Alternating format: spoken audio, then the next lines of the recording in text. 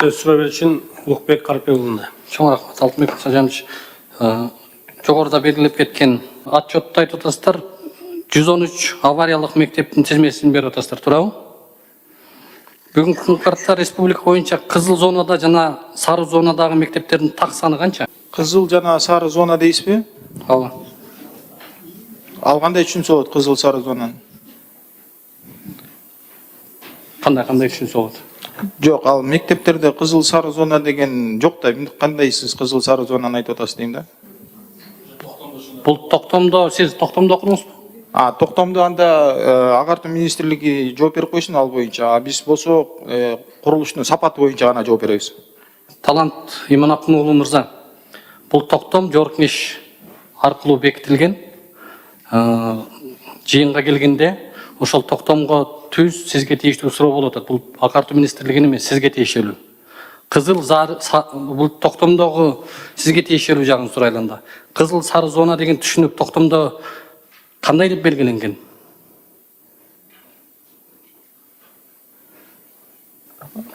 Ал боюнча анда биз сизге кат түрүндө жооп берип коелу анда. Кандай кат түрүндө жооп берип коелу? Бул жерде сиз отчет берип атпайсызбы мектептер боюнча? Ошол токтом алкагы боюнча. Мен бардык эле баягы туруктуулугу боюнча канча мектепти кошумча куруш керек, канча мектеп баягы авариялык абалда деген гана маселени жооп берип атам. Сиз ушул маселеге Карпиоğlu, кечиресиз. Мен кошумча иретинде бул мен түшүнүгүм боюнча агартуу министрлигинде Мухтар Арапбаевич, бул сиздердин обозначениеңиздер окшойт. Кызыл сары деген мен билгенден. Алтынбек Мусажан, саламатсыздарбы? Урматтуу Улукбек Карыбекович. Министрлик тарабынан билим берүү мекемелеринин инфраструктурасына мониторинг кылуу үчүн санариптик система иштеп чыккан. Бул система окуучулардын жыштыгын, кадрдын курамын жана мектептердин инфраструктура менен камсыз болуу деңгээлин райондор жана облустар боюнча реалдуу убакыт режиминде көрсөтүп турган интерактивдүү картаны камтыйт. Азыркы убакта бул система иштелип чыгып, тиешелүү маалыматтарды толуктоо иштери активдүү жүргүзүлүп атат. Бул маалыматтар толук киргенден кийин биз ошо курулуш министрлиги менен чогуу ошол интерактивдүү биздин АИС инфраструктура картасы менен чогуу иш алып барабыз. Ошол жерде урматтуу Улукбек Карыбекович, система имараттардын конструктивдик элементтерин техникалык абалы тууралуу маалыматтарды чогултууну жана эсепке алууну камсыз кылат.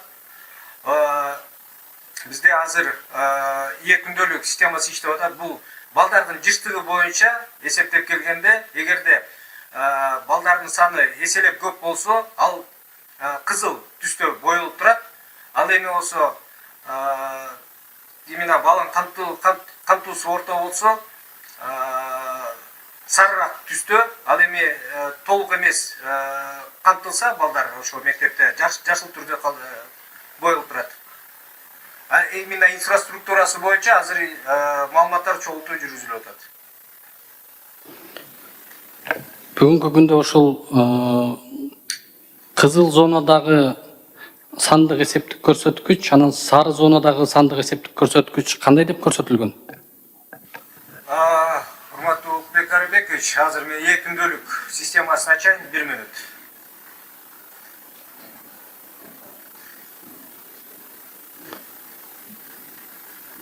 Бул курулуш министрлигине тийиштүү норма да?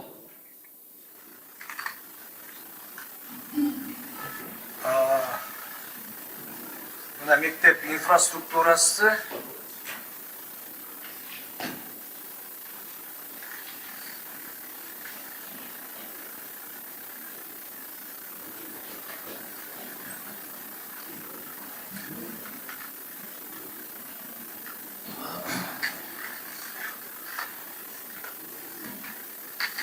Улукбек Карыбекович, мына жашыл түстөгү төмөн сыйымдуу мектептер. Балдардын саны ушул мектептин мощностуна жетпейт, 540 мектепкен.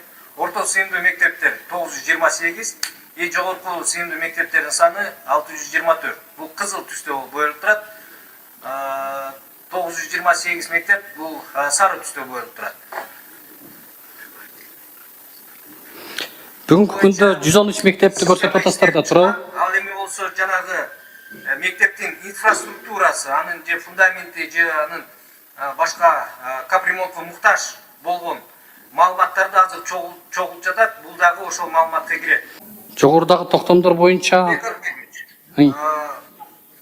Агартуу министринин алдын ала ошо жүргүзүлгөн талдоосу боюнча жанагы 91 авариялык мектеп жана 22 мектеп курулуш долбоор смета документтери даярдалды. Ошо 113 мектеп дегенибиз боюнча. Булар ошо авариялык мектепте турган мектептер. Ошолорду ушул мектептер азыр маалымат база толук ошо жеринде биздин райондо билим берүү работниктери ошол базаны толтургандан кийин бул ошо кызыл болуп чыгат толук. Сиздер бул отчетту мынтип чөпөрүп атпайсыздарбы? Түшүнүктүү. Бул отчетту мынтип чөпөрүп атасыздар. Жогорудагы токтомдор боюнча курулуш министрлиги караган тапшырмалар толугу менен аткарылды деп бизге алып келип атпайсыздарбы? Санарип кодексине ылайык бүгүнкү күндө баягы 92 жана 100 беренелерде мамлекеттик маанилүү долбоорлор реестрде болушу шарт деп жазылат да. Анан бүгүнкү ошол мектептерди куруу иштери боюнча республикалык процессте Санарип министрлиги мектептер тууралуу жогорудагы Санарип кодексинин мыйзамдарына ылайык ачык айкындуулук, маалыматтуулук, отчеттуулук деген жагдайларга шайкеш келтирүү үчүн мектептер тууралуу реестр барбы? Конкреттүү базада көрүнүп турган. Курулуп жаткан мектептер боюнча азыркы маалда бизде бардык реестрде бар, аны онлайн форматта көрө алсаңыздар болот. Кайсы жерден кантип көрө алабыз? Биздин сайтка кирип көрүп алсаңыз болот. Сиздердин сайтта жалпы курулуштар тууралуу да. Бирок бул анын ичинде департамент жилищное строительство деген бар, ошого кирсеңиз бардык курулуп аткан мектептер онлайн. Азыркы курулуп аткан 36 мектеп дагы онлайн форматта көрө алсаңыз болот. Негизи муну токтомдо так жазылып турат. Өзүнчө коомдук контролдоо механизми ишке ашсын деп белгиленип атат. А коомдук контролдоонун эң баштапкы механизми бул онлайн реестр. Ошол жерде так көрүнүш керек. Жыйын бүтсүн, анан мен сиздин кабинетиңизде компьютерден ачып көрсөтүп берем. Бул жерде мага эмес, жалпы шаардыктарга, кыргызстандыктарга, жарандарга жеткиликтүү болуш керек деген ойду айтып атам. Экинчи маселе, мисалы үчүн жанагы документтердеги шайкештүүлүк боюнча сурагым келип атат да. Министрлик бүгүн бирдиктүү терезени ишке киргизгенсиздер да, туурабы? Бул жакта киргиздик деп айтып атасыздар. Токтом боюнча ишке ашкан деп. Мен бүтүрдүк деп айткан жокмун, рабочий комиссия иштеп атат деп айттым. Бирдиктүү терезе ишке киргенби? Бирдиктүү терезе буга чейин эле ишке кирген болчу.